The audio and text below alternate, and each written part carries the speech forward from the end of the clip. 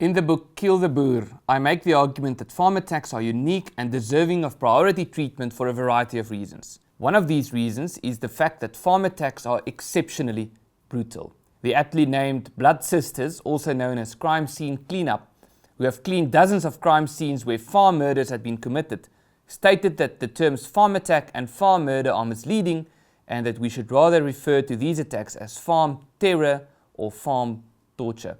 Upon his retirement after 40 years in the South African Police Service, Captain Francois Lowe said that the 17 farm murders that he had to investigate during his career were the worst crimes he had ever seen. One of the cases he had to investigate was the murder of 74-year-old Johan Fourie and his 72-year-old wife, Cecile, who had been hacked to death with an axe and a shovel. Lowe's sentiment is echoed by many serving and retired police officers. Not only are South African farms about 10 times more likely to be attacked than South African households are likely to be robbed, and not only do 15% of farm attacks result in murder, an analysis of the financial year of 2016 to 17 has indicated that victims were tortured in at least 13 of the 74 murders that occurred during that year.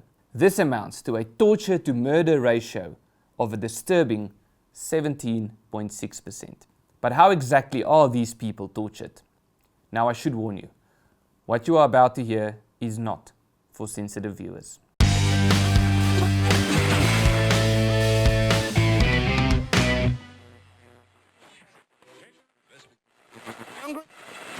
On 7 April 2006, the 82-year-old Koos van Wyk and his wife Tina were attacked by 5 men on their farm in KwaZulu-Natal. Koos was struck on the head with an AK-47. Both of them were tied up so tightly that the rope had cut through their skin. They were then separated. Koos was taken to the bathroom and Tina was taken to the living room. Koos was gagged and he was dumped in a tub that was filled with boiling water. Tina was told that her husband was dead. She was threatened that her eyes would be cut out. She was grabbed by her feet and dragged towards the bathroom. The attackers then told her that they would make her feel like a special woman. She was laid down. She was trampled on her breasts, on her legs and on her stomach. Koos was burned so severely that the soles came off from his feet, which the attackers then took and displayed it on the dining room table. On 6 March 2009, Alice Lotter, who was 76 years old, and her daughter, the 57-year-old Helen, was tortured to death in the Free State. They were tortured for several hours. They were stabbed with broken glass bottles, among other in their private parts. One woman had her breast cut off while still alive. Helen's injuries were so extreme that the medical examiner wasn't able to tell if she had been raped. Alice was stabbed in the neck and throat, and she eventually drowned in her own blood. Their blood was then used to write the words "Kill the Boer" on the walls of their homestead. Now, what is particularly noteworthy of this case is that this entire torture happened just several hundred meters away from a police station. On 15 May 2010, Johan Strydom, who was 40 years old from the Free State, was beaten over the head with an iron rod. He was still alive. He was then tied to the back of his vehicle and he was dragged over the farm's dirt roads. He eventually died as a result of this when his organs bursted. The same happened to Andre van der Merwe, who was 49 years old, from the northwest on 30 April 2011.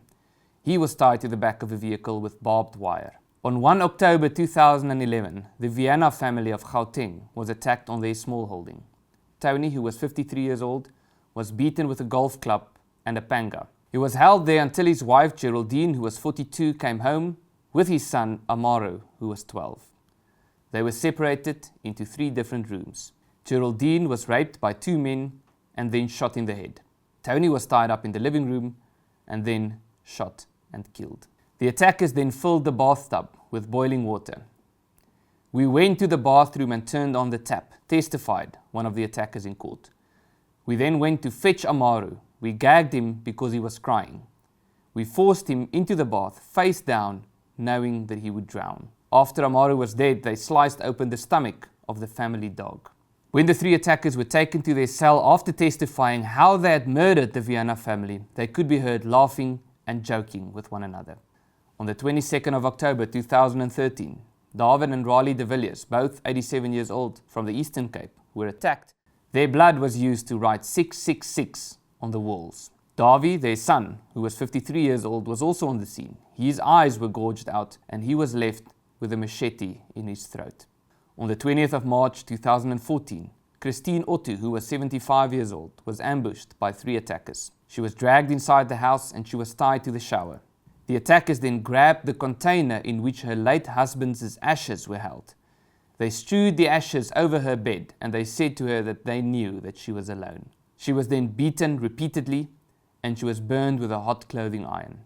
She was beaten with a piece of rope that had nails attached to it. This torture lasted for several hours. Don't ever let the repeated atrocities of these events allow you to climatize and to become used to this reality. Don't ever stop speaking out and don't ever allow yourself to be silenced. My name is Ernst and this is your fact sheet.